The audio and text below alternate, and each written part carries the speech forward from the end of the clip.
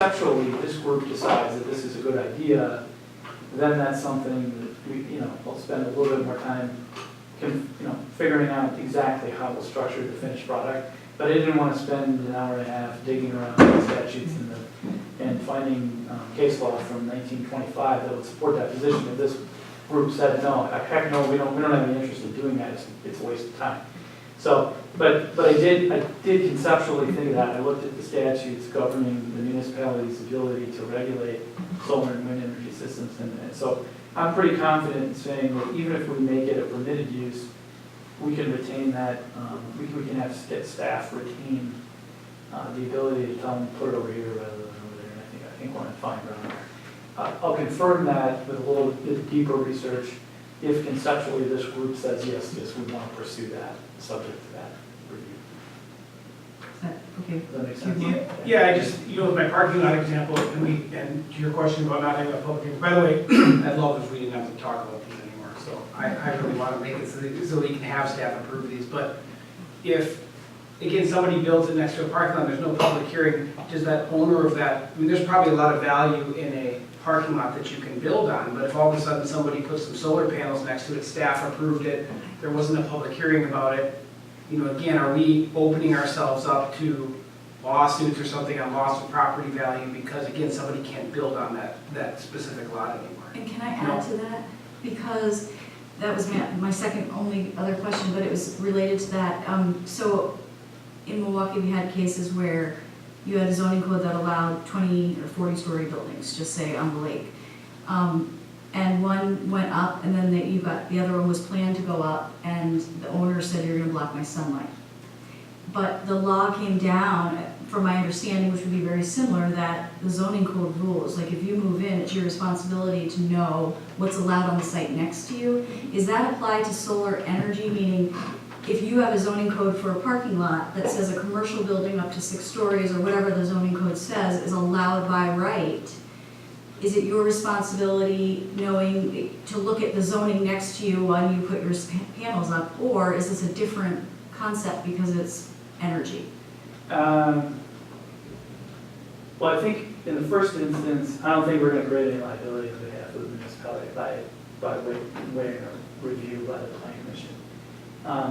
And to your question, yes, I do believe that the Supreme Court was making a bit of a distinction between saying, well, gee, I don't like the fact that there's a big building next to me because the sunlight doesn't come in to my window in the afternoon and I enjoy sitting and reading a book. That doesn't fly. But what they seem to be saying is aesthetics and enjoyment of sunlight is different than utilizing it and converting it into energy. So I think that Pra versus Moretti stands for that proposition that there is a bit of a difference between those. On the other hand, when you talk about unreasonable, and the Supreme Court says that that each case has to be looked at on an individual basis. If I was in a planned development district and I got the right to put up a solar panel on my single-story gas station, and I knew that the planned development district called for this master plan to include NML's, new 50-story, building next to me or some other development like that, and I knew that going in, and that was all there as part of the public record, it's not going to be reasonable for me to probably block. But what about just simple plan development's a little different because you have graphs and you can see things, but a zoning code, just saying a 12-story building or a 6-story building could go there. Yeah, and that I think that is a factor that this court would have to look at to determine reasonableness and determine all of the elements under nuisance. And you could come in as the owner next door and say, look, even if this wasn't a planned development district, it's downtown. And before the building next door to me burned down to the ground, and this gas station had a clear path for the sunlight, there used to be a 6-story building there earlier, whatever the history of the site might be. And there's all of these independent factors that the court's going to have to consider. And they might say, hey, look, you put the panel there, but the existing zoning, this is a development district, or this is a commercial district. I used the wrong term there, not development district. This is a commercial district where, it's anticipated that a neighbor might move in and be X amount of stories. It's not reasonable for you to block that under these circumstances. We're not going to apply the law of nuisance. That's entirely possible based upon the makeup of the judiciary as we see it today. But it's case by case. And Yeah, it's and that's more, exactly. and they have more weight because it's solar energy blocking, it's solar energy than if it was just a building blocking sunlight. Absolutely, absolutely. So if staff was aware of those kinds of future plans for those lots, could they use that as a reason to deny? No, No. not if it's a permitted use. Not, No. But keep in mind, you don't really have the power to say, necessarily say no right now either, because under the state statute, you can restrict the systems under one of the following conditions. Again, if the restriction serves to preserve or protect the public health or safety, if it doesn't significantly increase the cost of the system or significantly decrease the efficiency, or if it allows for an alternative system of comparable efficiency. So, put it in a garage rather than a house, if it doesn't make any difference, it's gonna get the same access to sunlight, there's no problem with that. Commissioner Cotton. In my 3 years on the planning commission, this is the third time we've discussed making this change. The last time was July of last year, and our former planning director gave us some information about things we might want to discuss. A couple of which were, in lieu of having a public hearing, as we do now, notifying the neighbors, and then if any of the neighbors had objections, then they could come back to the planning commission or go to another board review. A way to expedite it, like the city of Milwaukee, and Erica gave us their form, sort of fine. She also gave us a chart of comparisons of what other municipalities in the state have done. And many of them talk about certified notification, having to go to the neighbors, about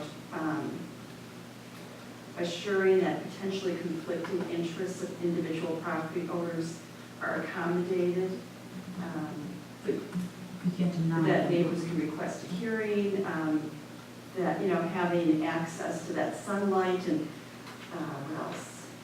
So, and these have bothered me.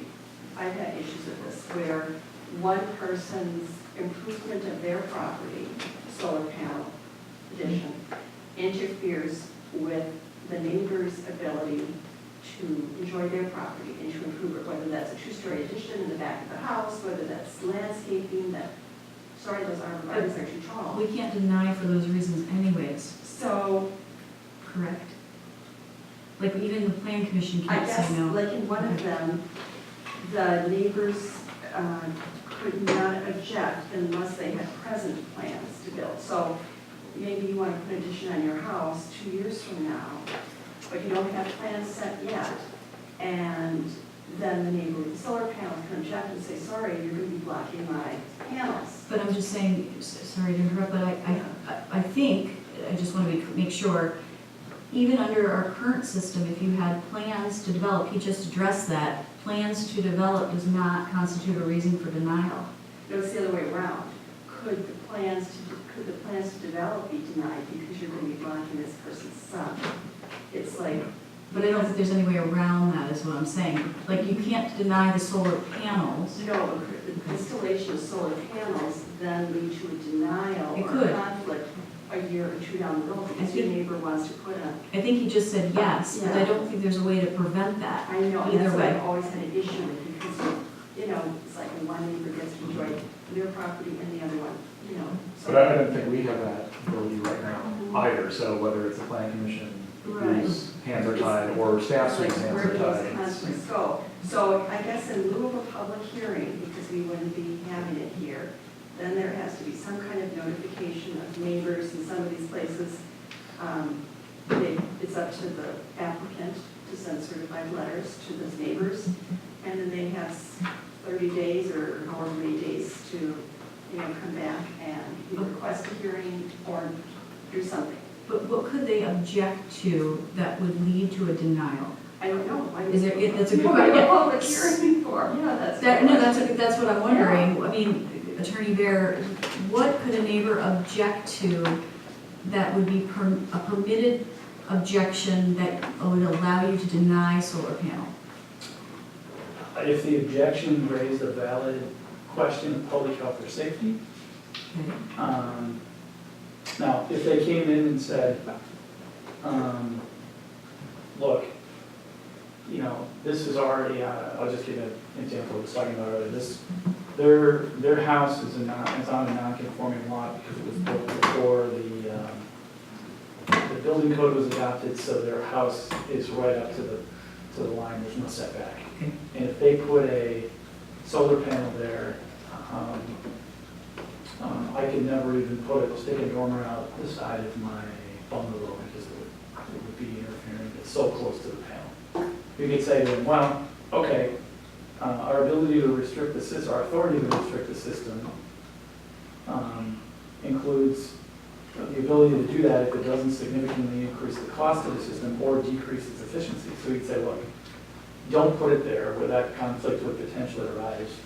Can you put it, Oh, I see. instead of the garage, put it on the house, which isn't right next to the property? I see what you're saying. So within those three conditions, whether it's us or staff, if we knew of some kind of additional development plan, we could ask it to be modified. Right, right. As The long as you location. meet these parameters, yeah. Okay. Commissioner Patel and then I guess I have a question. So there, I mean, looking at it, there is no reason for it to go to the design review board, or like even if somebody puts it right smack in the front of their house, there really is no. none of you can regulate. Correct. Yeah. We have approved some that have gone up in the house. And I talked to Whitefish Bay, they initially had theirs go to the review architecture board, and they said that they stopped taking there because it's not an aesthetic. You can't deny it for aesthetics, and so they just do permits.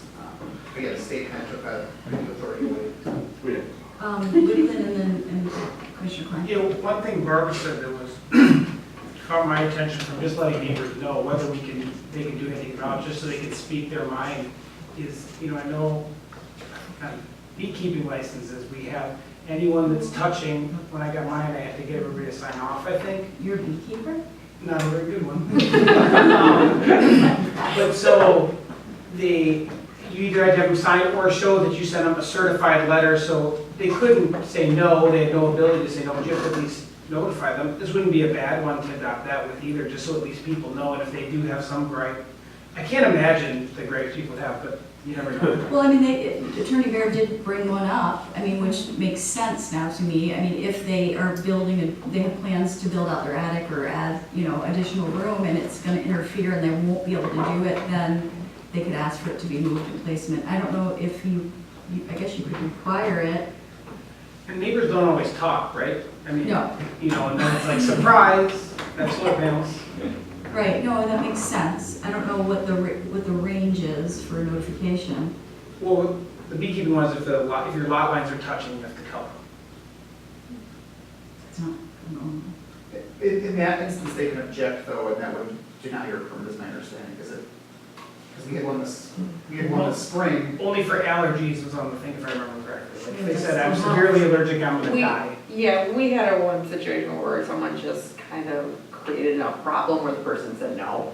So it wasn't, I think something we would have, it was just a concern that wasn't really a valid concern, like you said, and like, yeah, something like that. But the person got pressured so much that they just decided not to do it. So I guess you could maybe have that situation if you notice the neighbor, but I think solar panels again are a little different than bees. But again, the neighbors, we can't do anything, it seems, about it right now. So Right. staff can't do anything, but at least then, that someone, it's not a surprise. I mean, you know, that's kind of what, I did solar panels too, and I went through this process. I think that, But if you're redoing your roof and you're putting regular panels, you don't have to notify your neighbor. So I just want to be careful, because if we're looking as a commission, you know, as a board here, or commission, that these are just normal parts of building construction, which I don't know if that's what we're thinking, but if we are, then why do you need, what's the necessity to notify your neighbor as long as you're on your lot line? If there's a different condition, which we could change, so like, okay, well, but if you use that material, it's gonna prevent me, because of that material is coveted by law, it'll prevent me from doing something in the future. Yes, you'd wanna be notified, but if you can't do anything about it, then then it's just building material. So that's the way, I'm exploring that in my head. Did you say your question, Commissioner Klein? I know you were next. Mine's about notification, like if I were to put an addition on the house, I take out a permit, I'm looking at the permit bags, and somebody sends a letter to all my neighbors. If it's 200 square feet or more. If it's less than that, we do not. And it has to expand your footprint. If you're going up, we don't notice. If you expand the footprint of your house 200 at a minimum, then nowhere, neighbors are noticed. And neighbors can say yes or no, or have, or come to a hearing, or. I think if it all Why falls is it within different? code and height and lot, setbacks, I don't know if there's a lot they can say to deny it. They can't say no per se, but there's like. And that's where Yeah. you would go to. Yeah, that's where it would go, it's just, but again, design review, there's aesthetics, so I don't think you could walk in and say, well, I don't want the addition there. You could maybe say, someone could object to maybe the windows or something like that, but if it's going to design review board, it's allowed based on, A modification in the design could happen. Yeah. Some input. We did have one this spring where it was a window placement saying, well, they're gonna